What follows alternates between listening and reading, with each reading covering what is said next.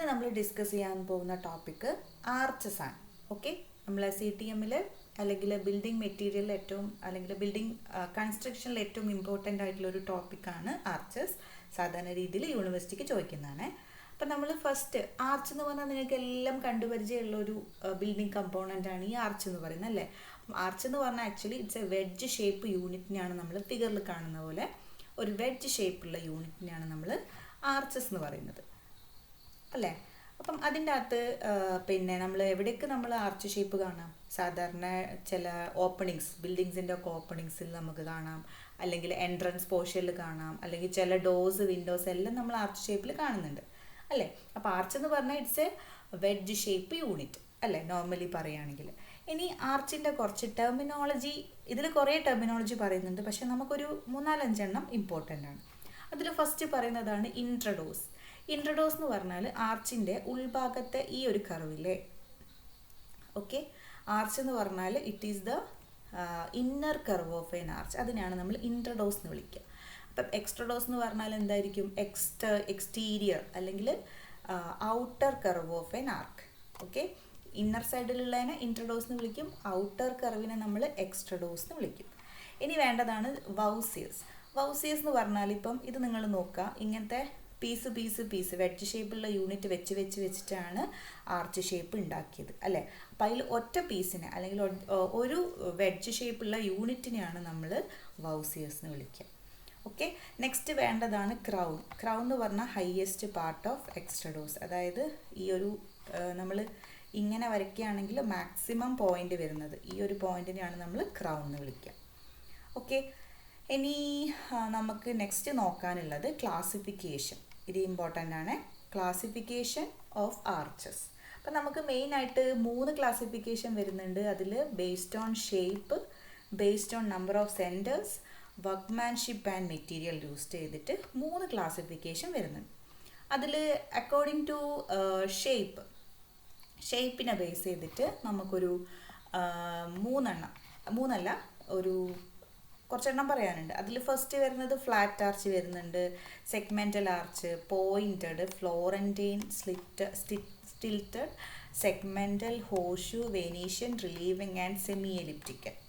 Okay, അപ്പം അത്രയും type classification based on ഷേപ്പിൽ വരുന്നുണ്ട്. അപ്പം നിങ്ങൾ എക്സാമിന് പഠിക്കുന്ന സമയത്ത് പേരും അതിൻ്റെ ഫിഗറും വരയ്ക്കാൻ ഒന്ന് ശ്രമിക്കുക കേട്ടോ. ഫിഗർ വരച്ച് കഴിഞ്ഞാൽ മാർക്ക് കുറച്ചും കൂടെ കിട്ടാൻ ഈസിയാണ്.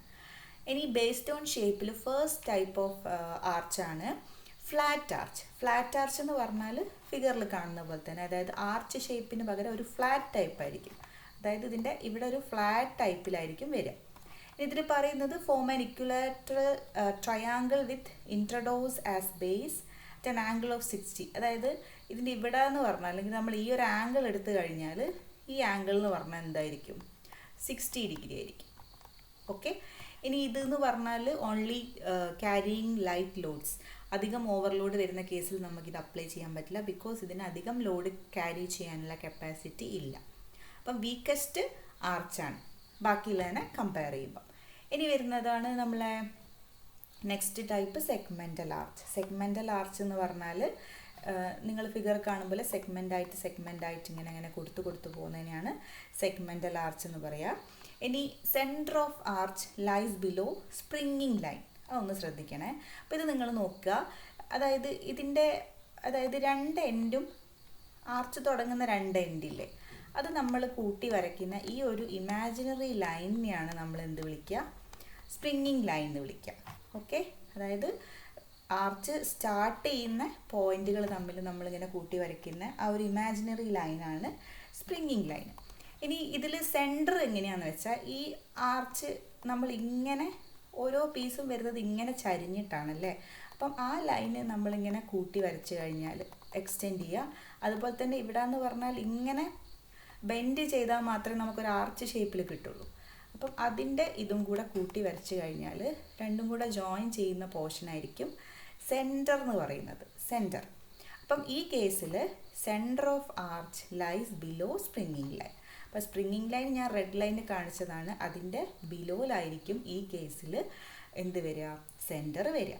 ഓക്കെ, ഇതിൽ ട്രസ്റ്റ് എങ്ങനെയാണെന്ന് വെച്ചാൽ thrust transfer to the abutment. അബട്ട്മെൻറ്റിലേക്കാണ് ക്യാരി ചെയ്യുക. ആൻഡ് ഇതെന്ന് പറഞ്ഞാൽ most common type of arch. Okay, ഇനി വരുന്നത് സെമി സർക്കുലർ ആർച്ചാണ്. സെമി സർക്കുലർ ആർച്ചിൽ centre line on springing line. ഇതിൽ നിങ്ങൾ നോക്കുക, ഇതിൻ്റെ ഇത് നമ്മൾ വരയ്ക്കുന്നത് ഇങ്ങനെയാണ് ഇതിൻ്റെ സ്റ്റാർട്ടിങ് തന്നെ വരുന്നത്. മറ്റേ കേസിൽ എങ്ങനെയായിരുന്നു? മറ്റേ കേസിൽ ഇവിടെ എന്ന് പറഞ്ഞാൽ ഈ ഒരു ഫസ്റ്റ് പീസ് തുടങ്ങുന്നതേ ഇൻക്ലൈൻ ആയിട്ടാണ് അല്ലേ? ഈ കേസിൽ പക്ഷേ എങ്ങനെയാണ്? ഇങ്ങനെ ഒരു ഫ്ലാറ്റ് ഇതിൽ നിന്നാണ് ആദ്യത്തെ പീസ് സ്റ്റാർട്ട് ചെയ്യുന്നത്. അപ്പം സ്പ്രിങ്ങിങ് ലൈൻ എന്ന് പറഞ്ഞാൽ എങ്ങനെയായിരുന്നു? ആദ്യത്തെ പീസ് സ്റ്റാർട്ട് ചെയ്യുന്ന ഇങ്ങനെ ലൈന് വരയ്ക്കുന്നതാണ് സ്പ്രിങ്ങിങ് ലൈന്. സെൻറ്റർ എന്ന് പറഞ്ഞാൽ അത് തന്നെയാണ് അല്ലേ? അതായത് ഈ കേസിൽ നമ്മളിങ്ങനെ ഈ ഒരു യൂണിറ്റിൻ്റെ സ്റ്റാർട്ടിങ് ഇങ്ങനെ വരച്ച് പോണതാണ് അതിൻ്റെ സെൻറ്റർ വരുന്നത്. അപ്പോൾ ഈ കേസിൽ രണ്ടും ഒരേ ലൈനിൻ്റെ മുകളിലാണ് വരിക. ഇനി ഇതിൻ്റെ ഷേപ്പ് എന്ന് പറഞ്ഞാൽ എന്തായിരിക്കും? ആർച്ചിൻ്റെ ഷേപ്പ് സെമി സർക്കുലർ ഷേപ്പിലായിരിക്കും. ഇനി ഇതിൽ ട്രസ്റ്റ് ട്രാൻസ്ഫർ ചെയ്യുന്നത് അബട്ട്മെൻറ്റ് എന്ന് പറഞ്ഞാൽ ഒരു പെർഫെക്റ്റ്ലി ഇൻ വെർട്ടിക്കൽ ഡയറക്ഷനിലായിരിക്കും ആക്ട് ചെയ്യുക. നെക്സ്റ്റ് വരുന്നത് horse shoe arch. Horse shoe എന്ന് പറഞ്ഞാൽ നമ്മളെ കുതിരേൻ്റെ ഒക്കെ കാലിൻ്റെ കുളമ്പ് ഉണ്ടാവില്ലേ, കുളമ്പിൻ്റെ ഷേപ്പിലുള്ളൊരു ടൈപ്പ് ആർച്ചിനെയാണ് നമ്മൾ ഹോഴ്സ് ഷൂ എന്ന് പറയാം. ഓക്കെ, കുതിരേൻ്റെ കുളമ്പിൻ്റെ ഷേപ്പ്. ഓക്കെ, ഇനി the arch has the shape of horse shoe. കുതിരേൻ്റെ കാലിൻ്റെ കുളമ്പ് ഉണ്ടാവില്ലേ, അതിൻ്റെ ഷേപ്പിലാണ് ഈ ആർച്ചിൻ്റെ ഷേപ്പ് ഉണ്ടാവുക. ഇതിൽ മോർ ദാൻ സെമി സർക്കിൾ ആയിരിക്കും വരിക. കാരണം ഇതിൽ ഈ ഒരു പോർഷനിൽ ബെൻഡിങ് വരുന്നുണ്ടെങ്കിലും ബാക്കി പോർഷൻ എന്ന് പറഞ്ഞാൽ സെമി സർക്കിൾ ആയിരിക്കും. ഇനി mainly used for architectural consideration. Normally നമ്മളിത് കൊടുക്കുക ആർക്കിടെക്ചറൽ ബ്യൂട്ടിക്ക് വേണ്ടിയിട്ടാണ്. ഇനി നെക്സ്റ്റ് വരുന്ന ടൈപ്പാണ് പോയിൻറ്റഡ് ആർച്ച്. പോയിൻറ്റഡ് ആർച്ചിന് രണ്ട് പേരുണ്ട്. ഗോത്തിക് ആർച്ച് എന്നൊരു പേരുണ്ട്, അതുപോലെ തന്നെ ലാൻസെൻറ്റ് ആർച്ച് എന്നും ഒരു പേരുണ്ട്. Okay, it consist of 2 arc of the circle meeting at an apex. അതായത് രണ്ട് സർക്കിള് ജോയിൻ ചെയ്യുന്ന പോർഷൻ, അതിനാണ് എപ്പെക്സ് പോയിന്റിലാണ് ഇതിന് ജോയിൻ ചെയ്യുന്നത്. ഓക്കെ, ഇനി ഇതിൻ്റെ ഉൾഭാഗം എടുത്ത് നോക്കിക്കഴിഞ്ഞാൽ ഇവിടെ ഒരു ഇക്വിലാറ്ററൽ ട്രയാങ്കിൾ അല്ലെങ്കിൽ ഐസോസെലസ് ട്രയാങ്കിൾ ആയിരിക്കും ഇതിൻ്റെ ഉൾഭാഗം എടുത്ത് നോക്കിയാൽ ഫോം ചെയ്യുക. ഇതാണ് പോയിൻറ്റഡ് ആർച്ച്. ഇനി നെക്സ്റ്റ് വരുന്നതാണ് Venetian arch. Okay, Venetian arch. Venetian ആർച്ചിൽ എന്താണെന്ന് വെച്ചാൽ it is another form of pointed arch. Pointed ആർച്ചിൻ്റെ വേറൊരു ഫോമാണ് എന്ത് വരുന്നത്? Venetian arch. ഇതിൻ്റെ ഡിഫറൻസ് എന്താണെന്ന് വെച്ചാൽ വെനീഷ്യൻ ആർച്ചിന് 4 സെൻറ്റേഴ്സ് ആയിരിക്കും ഉണ്ടാവുക. അതായത് പോയിൻറ്റഡ് ആർച്ചും വെനീഷ്യൻ ആർച്ചും ഏകദേശം സെയിം ആണ്, പക്ഷേ വെനീഷ്യൻ ആർച്ചിന് 4 സെൻറ്റർ ഉണ്ടാവും. ആ 4 സെൻറ്റർ എങ്ങനെയാണ് വരുന്നതെന്ന് ഞാൻ നെക്സ്റ്റ് നമുക്ക് ബേസ്ഡ് ഓൺ രണ്ടാമത്തെ ക്ലാസിഫിക്കേഷൻ ബേസ്ഡ് ഓൺ സെൻറ്റർ പറയുന്ന സമയത്ത് പറഞ്ഞുതരാം. ഓക്കെ, അപ്പം പോയിൻറ്റഡ് ആർച്ചിൻ്റെ വേറൊരു ഫോമാണ് വെനീഷ്യൻ ആർച്ച്. വെനീഷ്യൻ ആർച്ചിന് ഡിഫറൻസ് എന്താണെന്ന് വെച്ചാൽ പോയിൻറ്റഡ് ആർച്ചും വെനീഷ്യൻ ആർച്ചിന് 4 സെൻറ്റർ ഉണ്ടാവും. ഓക്കെ, നെക്സ്റ്റ് വരുന്നതാണ് ഫ്ലോറന്റൈൻ ആർച്ച്. ഫ്ലോറന്റൈൻ ആർച്ച് എന്ന് പറഞ്ഞാൽ it is similar to Venetian arch. Venetian ആർച്ചിൻ്റെ സിമിലർ ആയിരിക്കും, പക്ഷേ അതിൻ്റെ ഉൾഭാഗം വരുന്നത് സെമി സർക്കുലർ ഷേപ്പിലായിരിക്കും. ഓക്കെ, അതായത് അതിൻ്റെ മോൾഭാഗം ഒരു കർവ് ഷേപ്പും ഉൾഭാഗം കറക്റ്റ് സെമി സർക്കുലർ ഷേപ്പിലായിരിക്കും വരും. അതാണ് വ്യത്യാസം. അതായത് വെനീഷ്യൻ ആർച്ച് എന്ന് പറഞ്ഞാൽ നമ്മൾ കണ്ടു അല്ലേ, അതായത് ഏകദേശം പോയിൻറ്റഡ് ആർച്ചിൻ്റെ ഇങ്ങനെയാണ് ഇൻട്രഡോസും എക്സ്ട്രഡോസും വരുന്നത് അല്ലേ. പക്ഷേ ഈ കേസിൽ എത്തുന്ന സമയത്ത് മോൾഭാഗം കുറച്ച് പോയിൻറ്റഡും അതിൻ്റെ ഇൻട്രഡോസ് കറക്റ്റ് സെമി സർക്കുലർ ഷേപ്പിലായിരിക്കും വരിക. അതാണ് ഫ്ലോറന്റൈൻ ആർച്ചിൻ്റെ വ്യത്യാസം. വേറൊരു ഇമ്പോർട്ടൻ്റ് കാര്യം, ഇതിൻ്റെ 3 സെൻറ്റർ ആയിരിക്കും ഉണ്ടാവുക. ഓക്കെ, ഇനി നെക്സ്റ്റ് വരുന്നതാണ് റിലീവിങ് ആർച്ച്. റിലീവിങ് ആർച്ച് എന്ന് പറഞ്ഞാൽ ഓൾസോ ഡിസ്ചാർജിങ് ആർച്ച് എന്ന് വേറൊരു പേരുണ്ട്. It's an arch built above a lintel or another arch to distribute the weight of the structure above. അതായത് ഇപ്പം എന്തെങ്കിലും ലിൻറ്റിലോ അല്ലെങ്കിൽ വേറൊരു ഷേപ്പ് ഓഫ് ആർച്ചോ അതിൻ്റെ മുകളിൽ നമ്മൾ കൊടുക്കുന്ന ആർച്ച് ഷേപ്പ്, അതാണ് ഇതിൻ്റെ വ്യത്യാസം. സാധാരണ നമ്മളിങ്ങനെ ഒറ്റ ആർച്ച് മാത്രമേ കൊടുക്കുള്ളൂ, പക്ഷേ ഇവിടെ എന്ത് ചെയ്യുന്നുണ്ടെന്ന് വെച്ചാൽ ആദ്യം നമ്മൾ ലിൻറ്റിലോ അല്ലെങ്കിൽ ഒരു ആർച്ചോ കൊടുത്തതിന് ശേഷമാണ് അതിൻ്റെ മുകളിൽ നമ്മൾ ആർച്ചാക്കിയിട്ട് കൊടുക്കുന്നത്. ബിക്കോസ് എന്തിനാന്ന് വെച്ചാൽ distribute the weight of the structure, അതിൻ്റെ മേലത്തെ വെയ്റ്റ് ഡിസ്ട്രിബ്യൂട്ട് ചെയ്യാൻ വേണ്ടിയിട്ടാണ് അങ്ങനെ ഒരു സ്ട്രക്ചർ കൊടുക്കുന്നത്. Okay, this design help to relieve stress on the underlying lintel or arch preventing cracking and damage. Okay, വലിയ ലോഡ് വരുന്ന സമയത്ത് ബിൽഡിങ്സിന് അല്ലെങ്കിൽ ആ കമ്പോണൻറ്റിന് ക്രാക്ക് വരാണ്ട് നിൽക്കാൻ വേണ്ടിയിട്ടാണ് നമ്മൾ ഇങ്ങനെ ഒരു സെറ്റപ്പിൽ കൊടുക്കുന്നത്. ഓക്കെ, അപ്പോൾ ഇതാണ് റിലീവിങ് ആർച്ച്. നെക്സ്റ്റ് വരുന്നതാണ് stilted arch. Okay, stilted arch എന്ന് പറഞ്ഞാൽ ഒന്നുമില്ല, ഏകദേശം നമ്മളെ സെമി സർക്കുലർ ആർച്ചിനെ പോലെ തന്നെ. പക്ഷേ ഇതിൽ വ്യത്യാസം എന്താണെന്ന് വെച്ചാൽ നമ്മളെ സ്പ്രിങ്ങിങ് ലൈൻ കഴിഞ്ഞിട്ട് ഒരു ചെറിയ പോർഷൻ നമ്മൾ എക്സ്ട്രാ ഒരു പീസ് കൊടുക്കുക. അതായത് ഏകദേശം ഈ ഒരു ലൈനിൽ നമ്മൾ വെർട്ടിക്കലി ഒരു പോർഷൻ കൊടുത്തതിന് ശേഷമാണ് അതിൻ്റെ മുകളിലാണ് എന്ത് വരിക, ആർച്ച് ഷേപ്പ് വരിക. ഓക്കെ, അപ്പം ഇവിടെ നിങ്ങൾ ശ്രദ്ധിച്ചാൽ കാണാം, ഇവിടെ കറക്റ്റ് ഇങ്ങനെ ഒരു സ്പ്രിങ്ങിങ് ലൈൻ കഴിഞ്ഞിട്ട് അതിൻ്റെ മുകളിൽ ലൈന് കഴിഞ്ഞതിന് ശേഷമാണ് ആർച്ച് ഷേപ്പ് സ്റ്റാർട്ട് ചെയ്യുന്നത്. അതാണ് വ്യത്യാസം.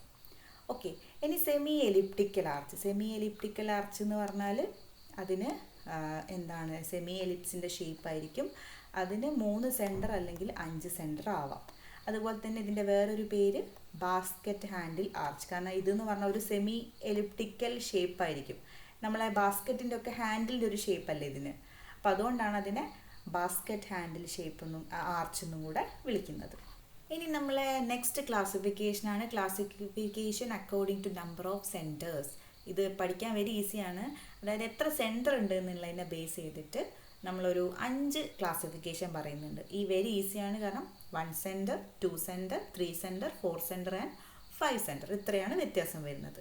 ഓക്കെ, ഇപ്പം ഇതിൻ്റെ വീഡിയോസ് ഞാൻ ആഡ് ചെയ്ത് തരാം. അപ്പം നിങ്ങൾക്ക് കുറച്ചുകൂടെ ക്ലിയർ ആവുക സെൻറ്റർ എങ്ങനെയാണ് എടുക്കുന്നതെന്നുള്ളത്. ഓക്കെ, അപ്പോൾ 1 സെൻറ്റർ ആർച്ച് എന്ന് പറഞ്ഞാൽ അതിന് ഒറ്റ സെൻറ്റർ മാത്രമേ ഉണ്ടാവുള്ളൂ. ഒറ്റ സെൻറ്റർ മാത്രമേ ഉണ്ടാവുള്ളൂ. സെഗ്മെൻ്റൽ, സെമി സർക്കുലർ, ചിലപ്പോൾ ഫ്ലാറ്റ്, ഹോഷു, സ്റ്റിൽറ്റഡ് എല്ലാം 1 സെൻറ്റർ ആർച്ചിൻ്റെ എക്സാമ്പിൾസ് ആണ്. അപ്പോൾ നിങ്ങൾ പഠിക്കുമ്പം എന്ത് ചെയ്യുക, നമ്മൾ ഷേപ്പിൻ്റെ ബേസ് ചെയ്തിട്ട് കുറേ ടൈപ്പ് പഠിച്ചില്ലേ, അതിൽ 1 സെൻറ്റർ വരുന്നത് ഏതാണെന്ന് എക്സാമ്പിളായിട്ട് എഴുതണം കേട്ടോ. ഇനി 2 സെൻറ്റർ എന്ന് പറഞ്ഞാൽ എന്തായിരിക്കും, അതിന് 2 സെൻറ്റർ ഉണ്ട്, പോയിൻറ്റഡ് ആർച്ചാണ് അതിൻ്റെ എക്സാമ്പിൾ. ഇനി 3 സെൻറ്റർ എന്ന് പറഞ്ഞാൽ എന്തുണ്ടാവും, അതിന് 3 സെൻറ്റേഴ്സ് ഉണ്ടാവും.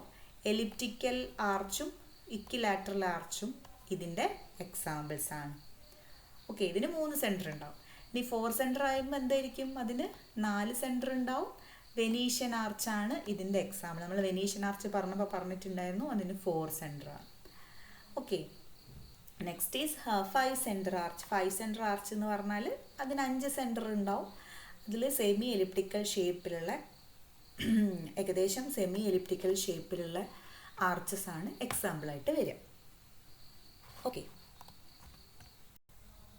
നെക്സ്റ്റ് നമ്മളെ തേർഡ് ക്ലാസിഫിക്കേഷനാണ് classification based on material and workmanship. Okay, മെറ്റീരിയലിനെ അല്ലെങ്കിൽ വർക്ക്മാൻഷിപ്പിനെ ബേസ് ചെയ്തിട്ട് 3 ടൈപ്പ് ഉണ്ട്. അതായത് മെറ്റീരിയൽ എന്ന് പറയുമ്പോൾ സാധാരണ നമ്മൾ ആർച്ച് എന്തൊക്കെ കൊണ്ടുണ്ടാക്കാം, സ്റ്റോൺ കൊണ്ട് ഉണ്ടാക്കാം, ബ്രിക്ക് കൊണ്ട് ഉണ്ടാക്കാം, കോൺക്രീറ്റ് കൊണ്ട് ഉണ്ടാക്കാം.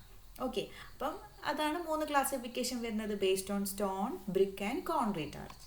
ഓക്കെ, ഇനി സ്റ്റോൺ ആർച്ച് തന്നെ നമ്മൾ വർക്ക്മാൻഷിപ്പിനെ ബേസ് ചെയ്തിട്ട് ഒരു 2 രീതി പറയും, റബിൾ ആർച്ചും ആഷ്ലർ ആർച്ചും.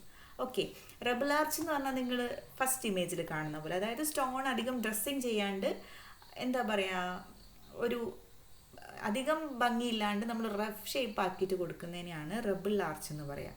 Okay, we can use for comparatively inferior വർക്കിന് വേണ്ടി സാധാരണ നമ്മൾ കൊടുക്കാറ്. Made by stone which are dressed റഫ്ലി shaped and sized as voussoir. നമ്മൾ ഇതെന്ന് പറഞ്ഞ ഒരു റഫ് ഷേപ്പ് ആയിരിക്കും, കണ്ടില്ലേ. ഓക്കെ, എല്ലാം കറക്റ്റ് പെർഫെക്റ്റ് ഷേപ്പ് ഒന്നും ആയിരിക്കില്ല. പക്ഷേ ആഷ്ലറിലേക്ക് എത്തുന്ന സമയത്ത് അത് ഫുള്ളി ഡ്രസ്ഡ് ആയിരിക്കും ആൻഡ് പ്രോപ്പർ ഷേപ്പ് ഓഫ് വൗസിയർ. വൗസിയർ എന്ന് പറഞ്ഞാൽ ഓരോരോ പീസ് അതെല്ലാം കറക്റ്റ് ഷേപ്പിലായിരിക്കും കൊടുത്തിട്ടുണ്ടാവുക. ഓക്കെ, ഇതാണ് സ്റ്റോൺ ആർച്ച്. അതിൻ്റെ വർക്ക്മാൻഷിപ്പിനെ ബേസ് ചെയ്തിട്ട് 2 ക്ലാസിഫിക്കേഷൻ. ഇനി ബ്രിക്ക് ആർച്ചിൽ ബ്രിക്കിൻ്റെ മെറ്റീരിയൽ എന്ന് പറഞ്ഞാൽ ബ്രിക്ക് ആർച്ചിൽ ബ്രിക്ക് ആയിരിക്കും. ഇതിലെന്ന് പറഞ്ഞാൽ വർക്ക്മാൻഷിപ്പിനെ ബേസ് ചെയ്തിട്ട് 2 ഉണ്ട്, റഫ് ആർച്ചും ആക്സ് അല്ലെങ്കിൽ റഫ് കട്ട് ആർച്ചും. ഓക്കെ, ഇതിൽ വരുന്നത് ഫസ്റ്റ് പോയിന്റ് ഈസ് റഫ് ആർച്ചിൽ മെയ്ഡ് വിത്ത് ഓർഡിനറി ബ്രിക്സ് ആയിരിക്കും, അല്ലേ. മെയ്ഡ് ചെയ്ത് ഇരിക്കുന്നത് എന്തുകൊണ്ടായിരിക്കും, ഓർഡിനറി ബ്രിക്ക് കൊണ്ടായിരിക്കും. അതുപോലെ തന്നെ joints are wedge shape with greater thickness at extrados and smaller thickness at intrados. Okay, അതിൽ വെഡ് ഷേപ്പ് ആയിരിക്കും. പക്ഷെ എന്താ വ്യത്യാസം എന്ന് പറഞ്ഞാൽ ഗ്രേറ്റർ തിക്നെസ്, എക്സ്ട്രഡോസിൽ ഗ്രേറ്റർ തിക്നെസ്സും ഇൻട്രഡോസിൽ സ്മോളർ തിക്നെസ്സും ആയിരിക്കും. Not used for exposed brick work. Exposed ആയിട്ടുള്ള കണ്ടീഷൻ വരുന്ന കേസിൽ നമ്മൾ അധികം അങ്ങനെ യൂസ് ചെയ്യില്ല. ഇനി ആക്സിൽഡ് അല്ലെങ്കിൽ റഫ് കട്ട് ആർച്ച്. ഇതെന്ന് പറഞ്ഞാൽ മെയ്ഡ് വിത്ത് വെർ ഷേപ്ഡ് ഉള്ള ബ്രിക്ക് വെച്ചിട്ടായിരിക്കും ഉണ്ടാക്കിയിട്ടുണ്ടാവുക. ആൻഡ് ജോയിൻറ്റ്സ് എന്ന് പറഞ്ഞാൽ യൂണിഫോം തിക്നെസ് ആയിരിക്കും. പക്ഷേ അത്ര അട്രാക്റ്റീവ് ആയിരിക്കില്ല. No so attractive due to wedge shaped brick which are not finely dressed. ആ വെഡ് ഷേപ്പുള്ള പീസ് എന്ന് പറഞ്ഞാൽ അത്ര പെർഫെക്റ്റ് ആയിട്ട് എന്ത് ചെയ്തിട്ടുണ്ടാവില്ല, ഡ്രസ്സ് ചെയ്തിട്ടുണ്ടാവില്ല. ഓക്കെ. പിന്നെ അതിൽ മൂന്നാമത്തെ ഒരു ടൈപ്പാണ് ഗോജ്ഡ് ആർച്ച്, പിന്നെ purpose made brick arch. Okay. ഈ ഗേജ്ഡ് ആർച്ചിൽ വരുന്നത് എന്താണെന്ന് വെച്ചാൽ made with bricks which are prepared to exact size and shape of houses. അതാണ് ഇമ്പോർട്ടൻറ്റ്. അതുപോലെ തന്നെ ജോയിൻറ്റ്സ് എന്ന് പറഞ്ഞാൽ അത്രയും ഫൈൻ ആയിരിക്കും, തിന്നായിരിക്കും, ട്രൂലി റേഡിയൽ ആയിരിക്കും. ഇനി ഇതിൽ ബൈൻഡിങ് മെറ്റീരിയലായിട്ട് യൂസ് ചെയ്തിരിക്കുന്നത് ലൈം പുട്ടി ആയിരിക്കും. ഓക്കെ. ഇനി നെക്സ്റ്റ് വരുന്നത് പർപ്പസ് മെയ്ഡ് ബ്രിക്ക് ആർട്സ്. ഇതെല്ലാം എസ്തെറ്റിക് ബ്യൂട്ടിക്ക് വേണ്ടിയിട്ട് കൊടുക്കുന്ന ടൈപ്പുകളാണ് കേട്ടോ ഈ പറഞ്ഞതൊക്കെ. ഇനി പർപ്പസ് മെയ്ഡ് ബ്രിക്ക് ആർച്ചിൽ made with special brick which are manufactured in exact shape and size of houses. Okay. പിന്നെ വരുന്നത് this is very fine workmanship ആയിരിക്കും. ഇതിലും എന്താ പറയുക, ലൈം പുട്ടി ആയിരിക്കും നമ്മൾ ബൈൻഡിങ് മെറ്റീരിയലായിട്ട് യൂസ് ചെയ്യുന്നത്. ഗേജ്ഡ് ആർച്ചും പർപ്പസ് മെയ്ഡ് ബ്രിക്ക് ആർച്ചും ഏകദേശം സിമിലർ ആണ് കേട്ടോ. ഇനി കോൺക്രീറ്റ് ആർച്ചാണ് നെക്സ്റ്റ് ഉള്ളത് കേട്ടോ. കോൺക്രീറ്റ് ആർച്ച് നമ്മളെ ലാസ്റ്റ് ടൈപ്പിൽ വരുന്നതാണ് കോൺക്രീറ്റ് ആർച്ച്.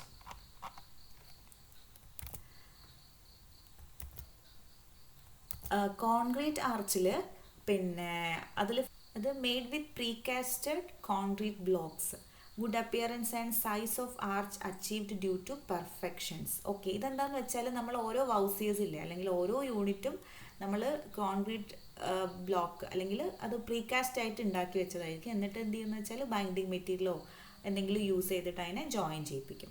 ഇനി മോണോലിത്തിക് ആർച്ച് എന്ന് പറഞ്ഞാൽ made with cast in situ concrete, either plain or reinforced, suitable for large span and thickness is 15 cm for arches up to 3 meter span വരെ നമുക്ക് use ചെയ്യാം. ഇതെന്ന് പറഞ്ഞാൽ ആർച്ച്, മോണോലിത്തിക് ആർച്ച് എന്ന് പറഞ്ഞാൽ കംപ്ലീറ്റ് ആയിട്ട് ആ ഷേപ്പ് മൊത്തത്തിൽ നമുക്ക് എന്ത് ചെയ്യാം, ഉണ്ടാക്കാം. ഓക്കെ. അത് ഒറ്റ യൂണിറ്റ് ആയിട്ട് കൊടുക്കാൻ പറ്റും.